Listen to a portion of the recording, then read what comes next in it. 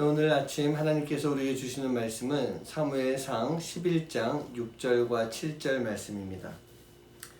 사울이 이 말을 들을 때 하나님의 영에 크게 감동되매 그의 노가 크게 일어나 한 겨리의 소를 잡아 각을 뜨고 전령들의 손으로 그것을 이스라엘 모든 지역에 두루 보내어 이르되 누구든지 나와서 사울과 사무엘을 따르지 아니하면 그의 소들도 이와 같이 하리라 하였더니 여호와의 두려움이 백성에게 임함에 그들이 한 사람같이 나온지라.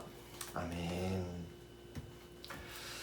네, 이제 하나님이 이 사울을 왕으로 점찍고 이스라엘 민족들을 불러 모은 곳에서 왕으로 세워 나가는 그런 모습 속에 있습니다.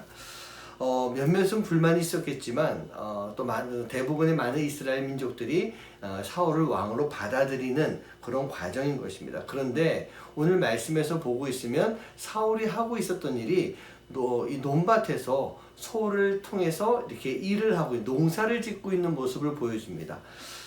뭐냐면 아직까지 왕으로 취임하기 그 이전의 모습인 것입니다. 왕으로 취임하기 이전이긴 하지만 이미 왕으로 추대를 받았고 왕이 되기 직전이었기 때문에 어찌 보면 이런 것들을 이제 안 해도 되는데 요 모습에서만 보고 있으면 그럼에도 불구하고 현재 자기가 해야 할 일에 충실하게 다 행하고 있는 겸손한 사울의 모습을 보여주고 있는 것입니다. 그런 가운데 이제 암몬이요 길앗 야베스 사람들에게 선전포고를 합니다. 내가 너희를 칠 것이다 라고. 아마 그 당시에는 갑자기 전쟁을 일으키는 것이 아니고 선전포고를 하고 전쟁을 치르는 그런 모습이었던 것 같습니다. 길앗 야베스라고 하는 지역은요 요단강이 있으면 요단강의 동편의 북쪽을 말하고 있습니다. 즉 옛날에 이 므낫셋 반지파가 있던 곳, 그곳이 길앗 야베스인데 바로 현재 이스라엘이 거주하고 있는 이스라엘의 땅이란 얘기예요. 이 암몬의 그 왕이 지금 이 땅을 치려고 하는 것에는 두 가지 좀 의미가 있습니다. 이스라엘의 왕이 세워질 것이다 라고 하는 소문이 퍼지면서 왕이 세워지기 전에 저 이스라엘의 땅을 내가 차지해야 되겠다 라고 하는 그런 의미가 있고, 또 한 가지는 사사 시절에 입다에게 암몬이 당했던 그러한 그 과거가 있습니다. 거기에 대해서 복수를 하려고 하는 그런 모습이었어요.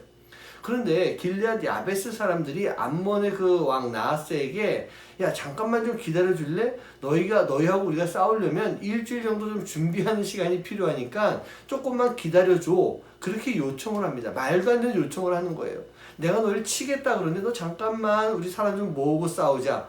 이런 이야기. 그런데 우습게도 이 암몬의 왕이 그것을 허락을 합니다. 사람들이 그렇게 표현합니다.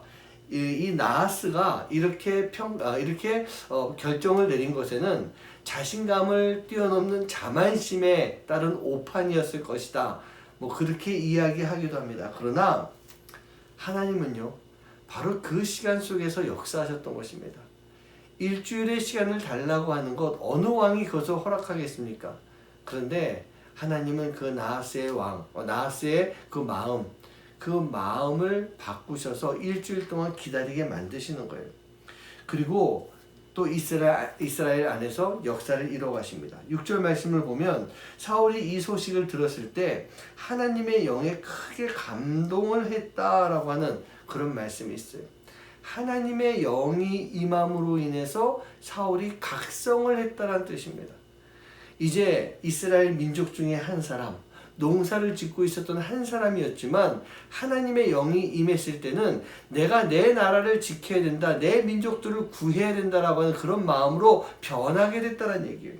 그러면서 그의 노가 크게 일어났다라고 하는 것, 이것이 단순하게 화가 났다라고 하는 뜻이 아니라 내가 내 나라를 지켜야 된다라고 하는 각성하는 마음, 그 마음이 사울 마음 가운데 굳건하게 자리를 잡게 됐다는 뜻이에요.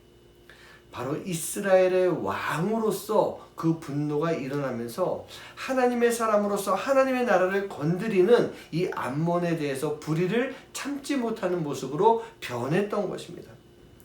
하나님은요, 하나님의 방법으로 하나님의 사람을 세워나가십니다. 그리고 하나님의 방법으로 하나님의 사람들을 모아주시는 분이세요. 그렇습니다.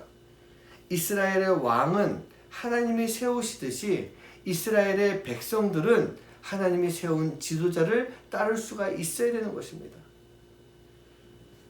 지도자가 순종하며 세움을 받듯이 하나님의 사람들도 하나님이 세우신 그 리더십 앞에 온전하게 순종할 수 있는 모습이 꼭 필요한 것입니다.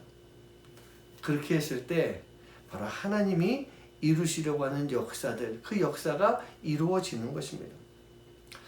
이스라엘이 암몬과의 전투에서 승리할 수 있는 이유가 무엇이었을까? 세 가지가 있는데요.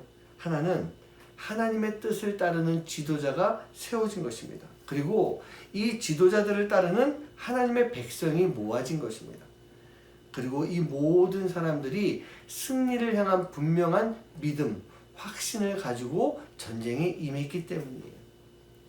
저는 지금 우리도 마찬가지라고 생각합니다. 우리가 살아가는 이 세상이요. 이곳에서 우리는 우리를 다스리시는 예수님, 그 예수님을 따를 수가 있어야 됩니다. 그 예수님 안에서 우리가 하나가 될 때 하나님의 교회가 이 세상 가운데 올바로 설 수가 있는 것입니다.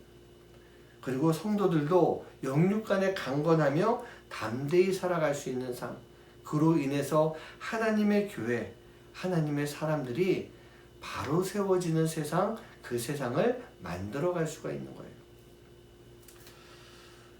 우리는 어떻습니까?